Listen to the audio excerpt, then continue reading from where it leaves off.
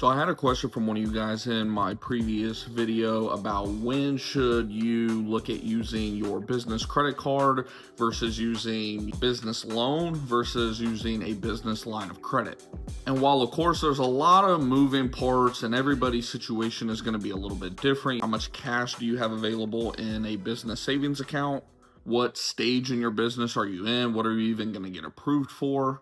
Just a lot of different factors that go into that answer. So I'll answer based on, again, where I'm at in my business. And for those of you that don't know who I am, of course, my name is Griffin Thomas. I own the company Preferred Pest Management in the Dallas, Texas area. We've been in business about 5.5, 6 years now. And on my channel overall, I just document my entire business journey. And with that, I just give you guys my own 2 cents based on past experiences and current ones that we're going through in our business. So first and foremost, I'll address this based on when I first got started versus where I am now. So when I first got started, the only thing that I was really going to get approved for early on is 1 or 2 small business credit cards. The easiest one that I found to get approved for was actually the Capital One Spark Business Card. Now, I believe they have 2 different ones. One of them you have to have very good credit for. That one, I think you get something like 2% cash back on every purchase, all that good stuff, where the slightly lower tier one, you still get 1% back on every purchase, which is cool. But it is much easier to get approved for. The only thing is, of course, the credit line is usually going to be a lot smaller. I believe when I first got approved for that one, it was somewhere around $3,000. They actually, after 5 years, finally just randomly emailed me that they upped my limit to, I think it's $6,500 or $7,500. But regardless, wherever you are at in your business, the one thing I should always make sure to mention is the best time to actually go and apply for different, be it lines of credit cards, not necessarily loans, unless if you obviously have something to purchase, but specifically credit cards and lines of credit is obviously going to be when you don't need them. Because think about it, when a bank looks at your financial records and they see that, wow, this business, or even at an individual level, this business has virtually no debt right now or very little debt. Their overall credit utilization is very low. They've got lots of money set aside in reserves. They maybe even have some assets. Then of course you look a lot more like somebody they're willing to lend money to, versus if you wait until you've already maxed out a couple credit cards, you drained your bank account, and now you're on life support. Obviously they see you as a sinking ship, because that's essentially what you are. So that's kind of the first point that I really wanted to put out there, but I kind of forgot. I went on with the credit card thing, but the credit card is usually going to be the first and foremost thing that you want to try to get your hands on as soon as possible. Obviously, if you, like I always mention on my channel, if you don't know how to manage your own personal finances, then you probably should get that in order before starting a business in the first place, because then you're just making bad decisions and you're just going to ruin your life. But now let's fast forward a couple years, and say you've been in business roughly minimum 1 to 2 years, ideally even a couple more years, 2 to 5 years. Assuming again that you've been good with your business finances, you've been slowly kind of stacking up a little nest egg, nothing crazy obviously, but at least maybe a month or so worth of expenses in your savings. You got some sort of history, be it with suppliers, or again, your first business credit card that you got, be it Capital One. I think US Bank is another one that tends to be pretty liberal about giving them out to people. Again, you have at least a solid year, or ideally more, of just good business credit history. Now you are going to start opening yourself up to potential lines of credit, business loans. So when does it make sense to open either of those lines up, and when does it make sense to actually use each individual line, be it a line of credit, the credit card, or the loan? So for me personally, how I've always ran my business the last half decade or over half a decade at this point is, like I said, with the business credit card being the easiest one to get my hands on, I run virtually all of our expenses through business credit cards. And we've even gotten to a point now where I have a couple that I use based on certain things, but even that I've more so gone away with it, because as accounting softwares have improved with AI and everything, the need to do so has really gone down. So me personally, I would say we run about 90%, maybe even a little bit more, but 85 to 95% of our business expenses, recurring expenses, fuel, chemical, all of that, all through our Capital One Spark business card.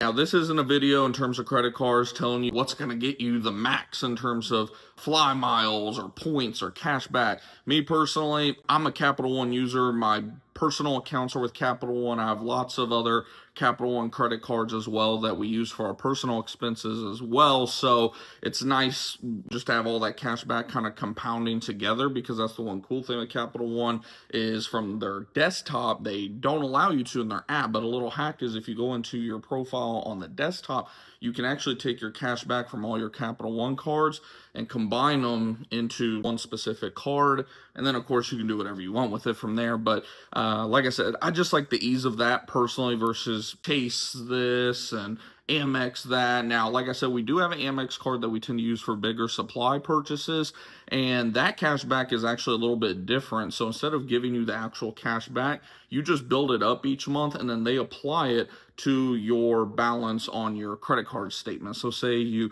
racked up $45, for example, of rewards, then you would see a random deduction of $45 and whatever the change might be, and it would say cash reward. But again, this is not a video telling you that, oh, what I do is the best way in terms of all that. I don't really care. You're not going to get rich based off of your points and cash back anyways. It's just a nice little perk, right? Example, my wife and I literally funded our entire 5-year anniversary, minus the little bits of meals and stuff that we did, but our entire Airbnb stay was paid for with business cashback rewards. But back to the original point, like I was saying, with the business credit cards, I like running our just day-to-day operational expenses through there, be it the fuel and stuff that we already talked about, to even auto insurance whenever that's due to renew every 6 months, to literally anything, business licensing renewals for technician licenses, trainings, anything and everything that we can put on our credit card, we run that through there. Now, obviously, there's some cases where if they're going to charge us some ridiculous 3%, 5% fee, then we'll just go ahead and run it through our business or business debit card, something like that. But most of the time, we just run all of our day-to-day, all of our yearly expenses, all of that stuff through the business credit card. And then from there, I actually have a spreadsheet, which I've shared with you guys in the past. We have a spreadsheet that keeps track of those balances. And then on top of that, it keeps track of our cash flow and all of our checking accounts and things like that. So about once every week or two, I'll just go through there. And when I start noticing the balances, not even getting high, but just, I like keeping those balances as close to zero as possible. Just want to always have room and make sure that we're not potentially getting in over our heads or anything like that. I'll go in and just start knocking down balances. Of course, now that I have employees, I like to first and foremost get payroll for the first couple of weeks of the month taken care of. Then, like I said, we'll go in there, just knock out a bunch of those balances, and then we repeat for another 2 weeks. Now, business loans versus business line of credit. This is where some people can get kind of confused in terms of when should you use which. So how I like to explain it, and how I've even had it explained to me before I got my first business line of credit, is the business line of credit, you usually just want to have that available. Ideally, you're never even going to tap into it. Now, obviously, there are certain scenarios like people that experience the brunt of COVID. Say you had your business opened up in 2000 or 2010, whatever the case may be. You had 5-10 years of experience, and then COVID happened. There were a lot of people that just literally pulled their entire line of credit and just set it in their checking account. That way you could weather the storm regardless without having to tap into your business credit cards, your actual business savings, whatever the case may be. The one thing to consider, though, is the terms to like business line of credit are going to be very different than to just a standard like business loan or business auto loan, things like that. A lot of times you have to do a lot more negotiating. Sometimes you might want to even put up some collateral. It just depends. The terms just are not as good as, say, even a business credit card, believe it or not. Even though business credit cards tend to be around 20% APR, sometimes a little higher, of course. Business line of credits are not necessarily the best in terms of interest. So if you're looking to not rack up a bunch of interest, line of credit's definitely going to be your last option. And that, of course, racks up every single day. For example, one of the line of credits that we opened up, they required you to pull $1,000 as soon as you open the account. I understand it's a whole business model, whatever, but I was like, whatever. But as soon as we pulled that, I saw within, a week, we had a couple of dollars of interest already racking up. So I went ahead and paid that back because we didn't need the line of credit at the time. Anyways, we were just getting that line open. But it just goes to show, just like any form of debt, every day that you have interest accruing, that's going to rack up. And in the case of lines of credit, it is definitely not the most cost-effective version of debt or debt arbitrage, whatever you want to refer to it as.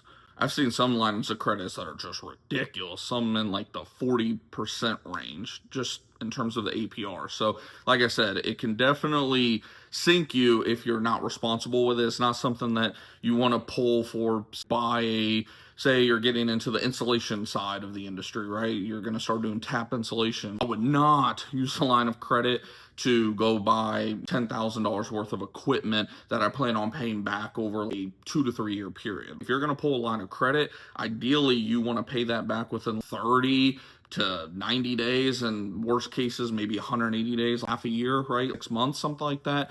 But for something that you plan on stretching out, that is where we're going to actually transition more into actual business loans. Obviously, things like vehicles, you have commercial auto loans, which we're actually in the process of going through that right now because we're going to be purchasing our third truck. And from what I can tell, it seems like the percentage APR right now is hovering right around 8%, depending on the terms, how much money you're putting down, things like that. So again, not that anybody would, but let's say for some reason you had the bright idea of, instead of getting a business auto loan, I'm going to go pull a huge line of credit. Again, I don't think anybody in their right mind would do that. But if you did, you're talking upwards of a 20 to 30% jump, and it's just not smart. Do not do that. If you plan on, pretty much the only time I'd use the line of credit is for short-term cash flow issues. Say you're in slow season, right? I know some of you guys live up north or in central North America where a little bit slower in the winter and you don't want to have to lay guys off, and you just need like 1 month, 2 months, a year where we might want to pull that line of credit versus into our business savings. That's for you to decide on which is actually smarter to do. Me personally, if I were to go that route and be in that position, if I had the money available and it wouldn't take me below a certain amount, I would just go ahead and pull it straight from savings and not deal with the line of credit. However, again, the way you can go about it is say it's literally just 1 month. Then in fact I'm going to pay this back within a month or less, then by all means you're not going to be taking a massive hit or anything. You're going to be paying on how much, handful of dollars amount of interest for the month, pay it back, and then move on like normal. So like I said, main thing is line of credit. Think of it as like definitely under a year, ideally 6 months or less.